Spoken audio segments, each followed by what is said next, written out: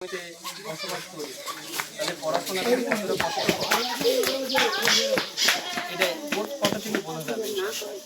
তো আমরা দেরি না করে আমরা ওর সাথে কথা বলবো, আপনারা আমাদের সাথেই থাকুন। কেমন আছো? আলহামদুলিল্লাহ ভালো আছি। পড়াশোনা কেমন চলছে তোমার? কোন ক্লাসে পড়ো? রোল কত তোমার? রোল 5। ছাত্রছাত্রী কয়জন তোমার?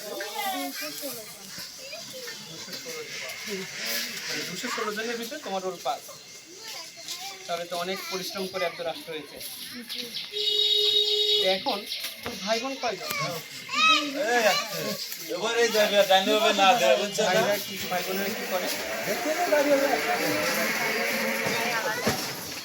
ভাই আলাদা হয়ে গেছে, মানে তোমাদের সংসারের সাথে আর কোনো সম্পর্ক নাই, বা তোমাদের কোনো খরচ টরচ চালায় না? সে চালায়। তোর বাবা কি করে? ঢাকাতে রিক্সা চালায়। তাহলে ফ্যামিলিতে তো অনেক কষ্ট করে তোমাদের চলতে হয়।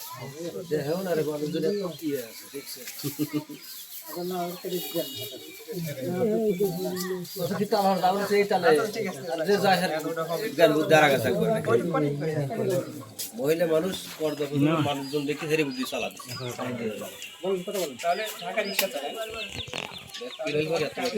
অনেক কষ্ট হয় মানে সংসার চলতে আর কি। ভাই বোনের পড়াশোনা, তোমার পড়াশোনা এবং তোমাদের খরচ, তোমার বাচ্চা অনেক কষ্ট করে ইনকাম করতে হয়, একাই কাজ করে, মানে অনেক কষ্টেই ফ্যামিলি চলে আর কি। তোমার মাও অসুস্থ না? তাহলে তো অনেক কষ্ট হয় ফ্যামিলিতে।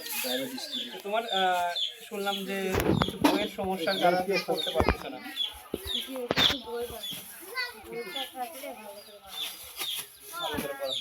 আমরা শুনলাম তোমাদের এই যে আশেপাশে যে ভাইরা আছে, আঙ্কেলরা আছে, আমাদের বললো যে তুমি অনেক মেধাবী, কিন্তু তোমার কিছু বইয়ের অভাবে তুমি ভালো মতো পড়তে পারতেছো না। আর তোমার যদি বই থাকতো তাহলে হয়তো আরো ভালো রেজাল্ট করতে পারতে নাকি? আমরা তোমার জন্য তোমার যে চাহিদা যে বইগুলো আছে সেই বইগুলো নিয়ে এসেছি। তা আমরা কি আশা করতে পারি যে আগামীতে তোমার রোলটা এক হবে? চেষ্টা করবো, ইনশাল্লাহ হবে। আর সামনে তো 8 আছে, এরপর 9, এসএসসিতে ইনশাল্লাহ গোল্ডেন রাখবে তো নাকি? থাকবে তো ইনশাল্লাহ। যদি গোল্ডেন রাখতে পারো আমরা তোমার পাশে আছি। কিন্তু আজকে নয়, যে কোনো প্রয়োজনে তোমার যে কোনো অভাব অনটনে আমরা থাকবো। কিন্তু আমরা নয়, এই গ্রামের সকলেই থাকবে তোমার সাথে। তারা আমাদের সহযোগিতা থাকলে ইনশাল্লাহ একটা কিন্তু ভালো রেজাল্ট চাই। আমি তো অন্য কিছু চাই না, তোমার কাছে চাওয়া একটাই, তুমি একটা মেধাবী মেয়ে, তোমার কাছে একটা ভালো রেজাল্ট চাই। দিবা তো আমাদের নাকি?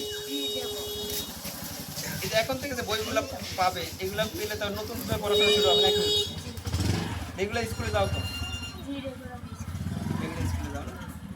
এমনি স্কুলে কোনো প্রবলেম হয়? প্রাইভেট পড়তে হবে, যে প্রাইভেট টাকার অভাবে পড়তে পারছেন এমন কিছু হয়? মাঝে মাঝে হয় না। ঠিক আছে, যদি তোমার প্রাইভেটের সমস্যা হয়, যে প্রাইভেটের টাকাও তোমার দিতে কষ্ট হচ্ছে, সেটাও আমাদেরকে জানাবো। আমরা চেষ্টা করব তোমাদের গ্রামের যারা ভাইরা আছে, তারা আছে, তাদের মাধ্যমে তোমার এই কষ্টটাকে ফিল আপ করতে। সম্মানিত ভাইরা, আপনারা দেখলেন যে মেয়েটার বাবা রিক্সা চালক। রিক্সা চালিয়ে কত টাকা ইনকাম হয়? তার মাও অসুস্থ, একটা ভাই ছিল, সে বিয়ে করে আলাদা হয়ে গেছে, সংসারের সাথে তার কোনো সম্পর্ক নেই। এই ফ্যামিলিটা যে একটা উচ্চ আকাঙ্ক্ষা করবে সেটা কিন্তু কঠিন, কারণ বর্তমানে পড়াশোনার খরচ কিন্তু অনেকটাই বেশি। অনেক বই, গাইড, টিউশনি, অনেক খরচ হয়, যে খরচটা হয় তার বাবার পক্ষে বেয়ার করা সম্ভব হচ্ছে না। আমরা আজকে তার কাছে এসেছি, তার যে চাহিদা পাবে বইগুলো তার হাতে আমরা তুলে দিব, এবং সে প্রত্যয় ব্যক্ত করেছে যে সে ভালো একটা রেজাল্ট করবে ইনশাআল্লাহ। আমরাও আশাবাদী, গ্রামবাসীও আশাবাদী যে এই মেয়ে পড়াশোনা করে একজন দেশ ও জাতির ভবিষ্যৎ উজ্জ্বল করবে। আমরা আশাবাদী যে তার দ্বারা এটা সম্ভব হবে, আর আমরা তার পাশে থাকব, আপনারাও তার পাশে থাকবেন। আপনারা যদি মনে করেন যে এই মেয়েকে আপনারা এর খরচটা বেয়ার করতে চান, তাহলে আমাদের সাথে যোগাযোগ করবেন, আমরা তার সাথে আপনাদের পরিচয় করিয়ে দিব। আপনারা নিজে হাতে এসে তাকে তার খরচগুলো বেয়ার করবেন।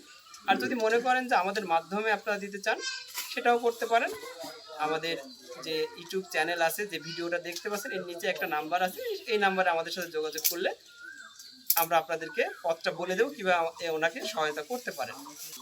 আমরা এখন তাকে তার সেই কাঙ্ক্ষিত বই, যেটা সে অভাব ফিল করছিল, যার কারণে তার পড়াশোনা ভালো হচ্ছিল না, সেই বইটা এখন তার হাতে তুলে দিব এবং আমরা সবাই মিলে দোয়া করব এই মেয়েটার যেন রেজাল্ট আরও ভালো হয়, ভালো একজন মানুষ হিসেবে গড়ে উঠতে পারে, একজন মেধাবী স্টুডেন্ট হিসেবে বাংলার বুকে নিজেকে পরিচয় দিতে পারে, পরিচয় করতে পারে।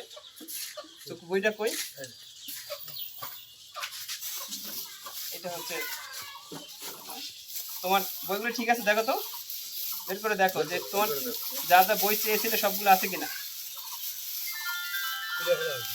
খুলে ফেলো, এটা খুলে ফেলো, সব বই আছে তো, এখন তো আর কোনো কষ্ট নেই নাকি?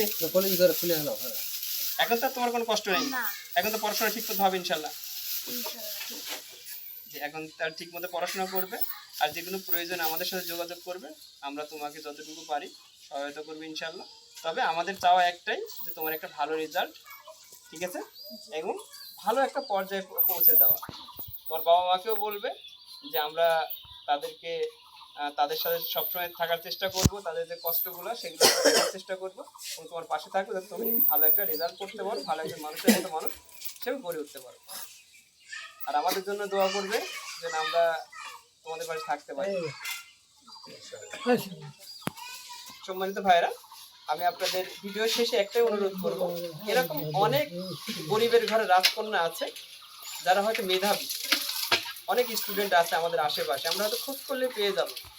হয়তো তারা মুখ খুলে বলতে পারে না যে আমার অভাব, আমাকে কিছু সহায়তা করেন, আমার পড়াশোনার সমস্যা হচ্ছে, এটা হয়তো বলতে পারছে না। কিন্তু আমাদের উচিত যারা বিত্তবান আছি তার আশেপাশের দিকে খেয়াল রাখা, যে কে কষ্টে আছে, কে দুঃখে আছে, এবং তাদেরকে সহায়তা করা।